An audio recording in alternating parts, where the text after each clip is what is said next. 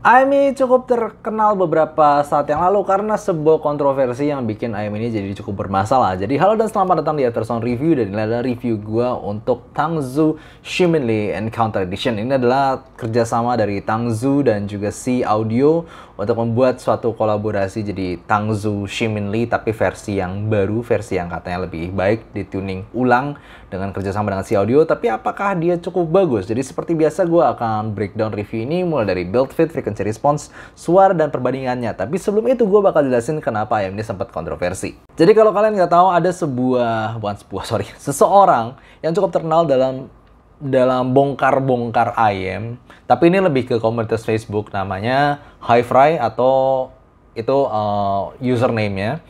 Dan dia bongkar AM ini. Dia biasa bongkar AM lalu dia tunjukin, wah driver quality dari AM ini cukup bagus, driver AM ini cukup bagus, ini drivernya begini, lalu begini, dalamnya cukup menarik. Nah, tapi sekarang Tangzu Shiminli Encounter ini dia buka, lalu dia ketemu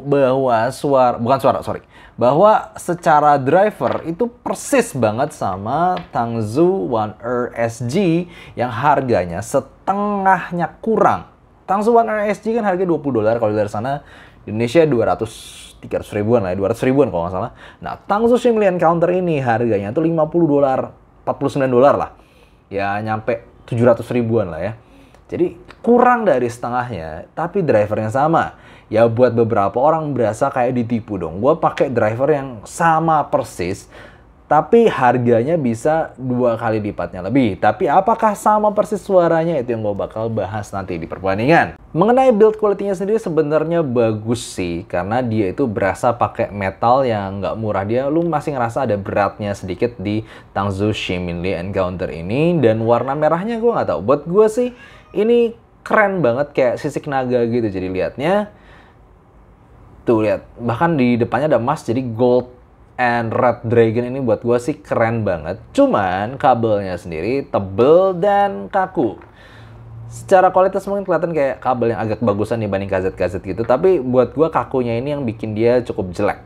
Secara ergonomi sebenarnya AM ini bisa gue kategorikan biasa aja untuk fittingnya di bagian housingnya. Tapi kabelnya itu kaku, dan lihat eargate-nya tuh nggak nyampe ke atas telinga gue, jadi ini tidak melindungi apa-apa. Kalau ketarik ini juga nggak enak banget di kuping gue. Dan lihat nih kabelnya tuh, ya kelihatan lah ya, kaku dan agak microphonic. Jadinya gue nggak enjoy aja pakai kabel ini kalau gue bawa jalan-jalan.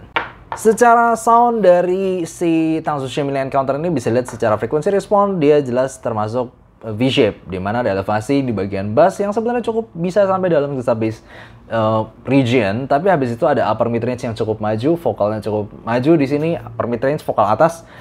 Tapi selanjutnya ada penurunan lagi di area lower treble, naik lagi di mid treble, lalu turun lagi. Jadi ya simply gue bisa bilang kategorikan sebagai V-shape aja, tapi yang gue rasakan utama dari AM ini adalah lebih ke bagian region bass dan juga vokal yang cukup maju. Mulai dari bassnya, yes, walaupun gue bilang AM ini tidak netral, masih ada penekanan di area bass. Tapi bassnya ini bukanlah bass yang gede, tebel, dan asik untuk kalian dengerin lagu EDM atau lagu-lagu yang fun, gebuk banget. Enggak, ini bassnya cuma cukup dalam, gebuknya biasa aja. Tapi yang gue suka di sini mungkin kontrolnya cukup bagus dan sama sekali nggak keteteran atau melebar-lebar sampai vokal. Jadi ya simply bass yang kontrolnya bagus tapi nggak spesial. Nah, sekarang di bagian mid range ini buat gue agak aneh karena dia maju banget di sekitar 2 kHz, tapi habis itu langsung dipotong turun di area lower treble 5-6 kHz. Itu bikin vokalnya itu jadi kayak sempet maju, lalu tiba-tiba dipotong lagi atasnya. Jadi kayak gue dengerin vokal-vokal cewek itu berasa kayak maju, atau vokal cowok yang tipis maju, tapi fierce-nya atau garangnya, teriaknya itu agak tiba-tiba dipotong gitu, agak aneh di sekitar lower treble. Itu bikin apa ya, gue ngomong tuh kayak vocal edge, bagian yang ngegigit dari vokal di 5-6 kHz-an itu kayak dipotong tiba-tiba, padahal vokal sebelumnya naik. Dan itu buat gue sensasinya aneh aja. Gue denger lagu apapun di sini kayak, kok gini gitu. Dia mau nyaris asik, tapi kok dipotong langsung gitu. Ya jadi gue simply nggak suka lah vokalnya ini. Gue dengerin vokal lagu di apa aja, gue nggak suka. Nah, kemudian bagian treble ini tidak terlalu extended, jadi cuma ada 8K pick aja, cuma di 8 kHz doang, tinggi, habis itu turun lagi, nggak terlalu ada apa-apa, jadi extension juga nggak terlalu baik, lalu dibilangin smooth juga enggak, ya gue nggak tahu sih, aneh aja lah, simply treble yang biasa aja, cuman pick di 8 kHz selalu hilang. Nggak buat violin, nggak buat apa-apa, cuman simbalnya doang, ces-cesnya oke. Sisanya treble extension, airiness nggak dapet.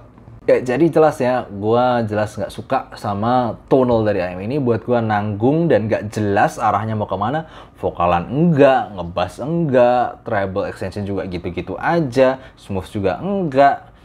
Gue nggak tahu ini arahnya mau kemana, dan itu yang bikin gue, ya ini arahnya mau kemana gitu. Ini suaranya enak buat apa, gue nggak tahu. Selain itu, kalau kita ngomongin teknikal, AM ini sebenarnya nggak jelek. Kalau misalnya kali bandingin sama AM 200-300 ribuan, masih berasa ini lebih detail. Overall resolusi dan kejelasan nada dan itu udah lebih dapet. Tapi masalahnya kita ngomongin harga $50 atau ya di Indonesia 600-700 ribuan, dimana udah ada AM lain yang jelas lebih kompetitif. Sebutlah KKZH BB-Con yang lebih megah overall suaranya dan lebih kayak punya layer dimensi bass dan mid-range yang kepisah. Dan juga ada KZP-R2 yang buat gue di harga 600 ribuan itu gila banget level detailnya. Jadi ya gue nggak terlalu mau bahas gimana-gimana, karena ya nggak bisa bersaing lah intinya kalau kita ngebahas teknikal. Nah, kalau kita bandingin langsung sama Tangzu One R, apakah suaranya sama? Walaupun drivernya sama, gue percaya kalau dynamic driver itu lu pindahin dari satu bahan ke bahan lain, atau bahkan ukurannya diganti, itu jelas berbeda. Kenapa? Ada resonansi. Sesuatu yang lu denger itu kan gara-gara pantulan suara juga. Kalau kalian belajar itu ya, ilmu pengetahuan tentang suara, itu suara tuh mantul-mantul sebelum nyampe ke telinga kita ini. Dan buat gue resonansi itu jelas bikin suara berbeda antar housing, terutama dynamic driver yang nggak pakai tubing. Kalau balancer mature kan pakai tube gitu, baru dialirin ke telinga kita. Sementara dynamic driver itu kan nggak, dia mantul-mantul dulu baru nyampe ke nozzle. Dan itu buat gue memang bikin suaranya berbeda, dan bukan cuma suaranya berbeda di pendapat gue, tapi measurement diukur juga suara berbeda. Well, dari kedua AM ini sendiri, itu jelas by frequency response cukup beda, dimana Tangzu One R lebih kalem di area upper mid to treble-nya, dan juga punya mid bass lebih tebal. Ya overall, jadi Tangzu One R ini suaranya jelas lebih kalem, lebih lembut, dan buat gua ngerti jelas arahnya Tangzu One R itu kemana. Dia tipe yang nyantuy, well balanced dari ujung ke ujung, dan nggak nyelekit sama sekali. Dimana gue kalau ngomong tonal doang, yang ini tuh gue nggak ngerti arahnya mau kemana. Tapi gue ngerti Tangzu One R itu arahnya mau kemana. Jadi jelas gue lebih suka Tangzu One R secara tonal, karena ya emang dia lebih all-rounder aja, lebih bener tuningan upper mid range-nya. Tapi memang secara teknikal dia kalah si Tangzu One R ini ya toh, tapi harganya juga 2 kali lipatnya. Ini kayak gara-gara tuning lebih tipis, jadi lebih detail aja, simplinya gitu. Ditambah treble yang sedikit lebih sparkling dikit, tapi itu pun nggak jelas treble-nya. Jadi walaupun dua-duanya katanya drivernya sama, ya gue percaya drivernya sama, karena overall apa kayak lo dapat sensasi driver yang mirip-mirip gitu dari dua ini. Cuman ya gue gimana pun tetap lebih suka Tangzu One R. Ini gue benar-benar aneh, ini mau dibawa kemana gitu arahnya, nggak jelas. Selain itu teknikalnya juga nggak bersaing di harganya. Tapi kalau kita ngomongin suara doang di harga 700 ribu, sangat tidak recommended, at least dari penilaian gue.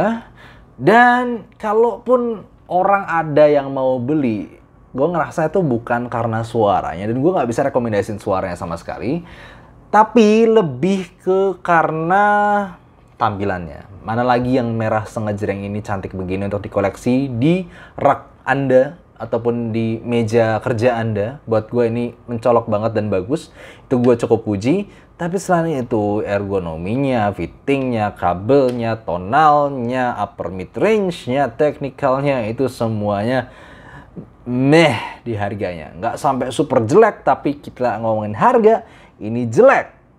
Oke, jadi gitu aja untuk review kali ini. Inilah overall tonal yang tonal rank yang gue biasa kasih, dan ini ada teknikalnya. Jadi overall gue sangat nggak suka ayam ini. Thank you for watching, dan see you next time. Bye-bye.